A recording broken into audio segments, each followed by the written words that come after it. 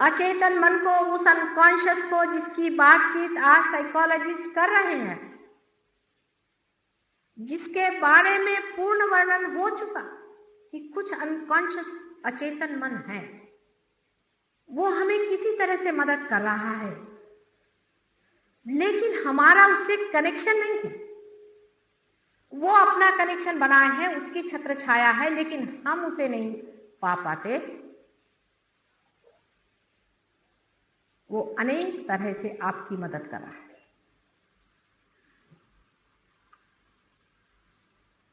पहली बार आपकी मदद वो इस तरह से कर रहे हैं कि सारे मानव जाति में एक विचार चल रहा है कि समय बचाना चाहिए, समय बचाना चाहिए, समय बचाना चाहिए।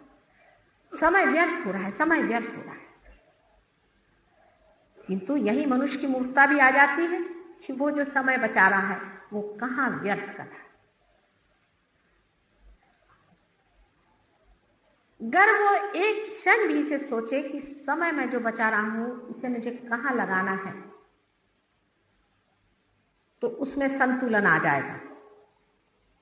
कलियुग के मानव पर जो परमात्मा का बहुत जोरों में वर्षाव हो रहा है, उसको पाने के लिए सिर्फ जरा संतुलन लाने की जरूरत है। आपने अभी बताया कि योग में कुंडलिनी का वर्णन है।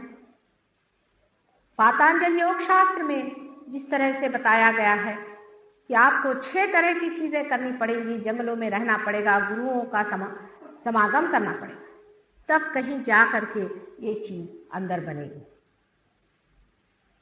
अभी गगनगढ़ के एक बहुत बड़े महाराज हैं, मुझसे कहने लगे कि माता जी 21,000 वर्ष की तपस्या के बाद मेरे हाथ में वाइब्रेशन फूटे थे और आप इन लोग को यूं ही देते चली जा रहे हैं।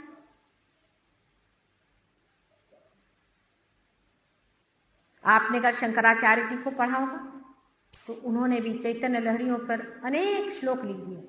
या तो वो बिल्कुल ही झूठे थे और झूठे नहीं थे, तो वो लहरियां गई कहां जिनके बारे में उन्होंने बताया था। परमात्मा जो अचेतन रूप से सारे संसार में है, वास्तविक उससे चेतन और कोई चीज है ही नहीं, किंतु हम अचेतन हैं। हम उसे नहीं जान पाए, उसे हम महसूस नहीं कर पाए, उसे हम फील नहीं कर पाते हैं। यह दूसरी बात है। हमें उसे पाना है। फिर आप किसी भी धर्म के हो, किसी भी व्यवस्था के हो, किसी भी रेस के हो, किसी भी देश के हो, आज कलियुग में उसका साक्षात होना ही पड़ेगा।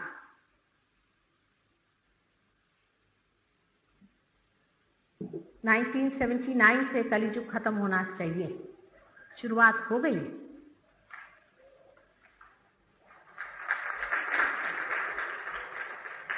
और 1999 में सत्ययुग आने की बात है पूर्ण। पर बात ही बात नहीं रहनी चाहिए। ये बात ही बात रह सकती है अगर आप लोग सत्य को स्वीकार्य न करें। असत्य के लिए तो 1000 चीजों से भी आप उसको स्वीकार कर लेते। कोई भी असत्य हो उसे मनुष्य इतने जोर से पकड़ लेता है जिसकी कोई हद नहीं, लेकिन सत्य पे टिकता नहीं। टिकेगा? इतनी ताड़ना और पीड़ा मानव ने क्यों उठाई?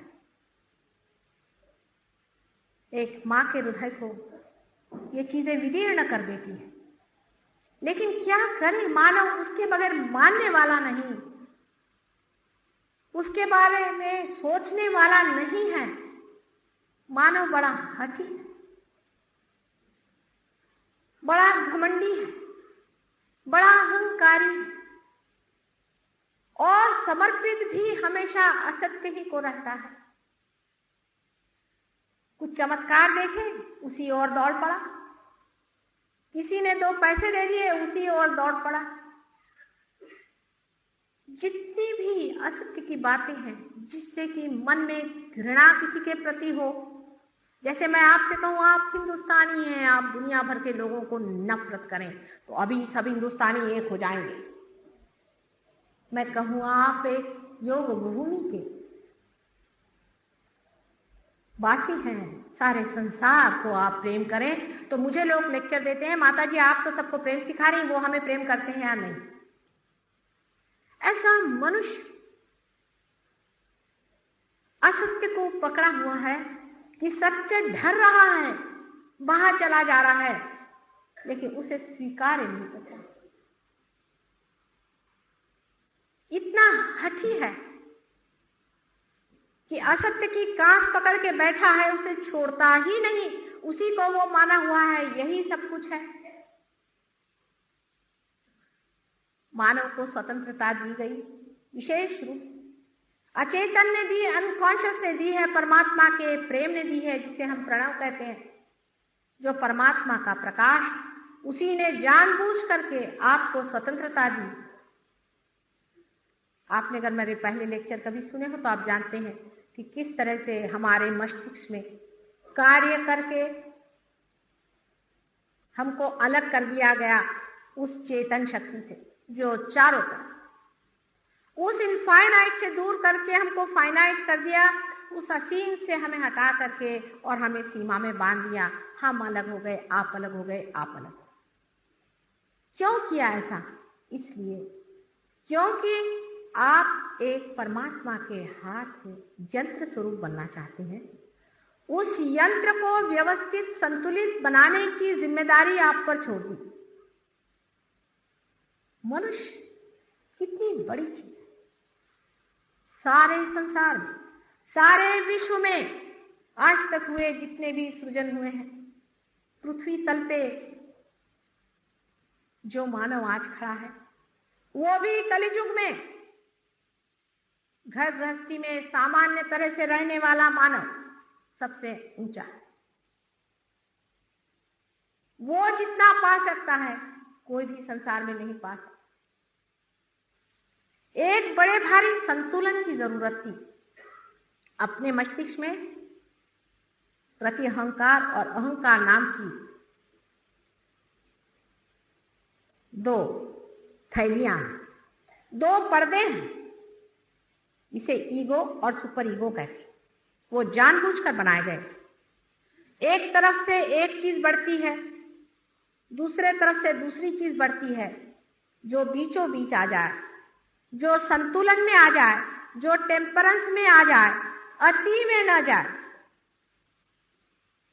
वो पार हो सकता है।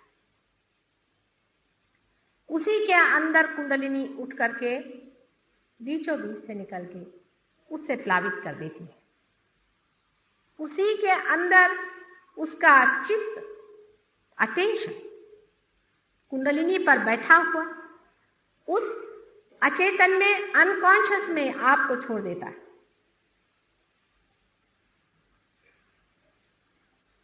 जैसे ही यह घटित होता है, वैसे ही ऊपर से अचेतन अंदर बहने लगता है। आप एकाकार उस सागर से हो जाते हैं। मानो जैसे एक बूंद है, सागर में पड़ गया तो सागर हो गया। सागर की लहर के साथ उठ रहा है और गिर रहा है। उससे कोई पूछता है, अरे भाई तू क्या कर रहा है? तो मैं क्या कर रहा हूं, ये तो जा रहा है और आ रहा है। उसके अंदर से लहरें बहना शुरू।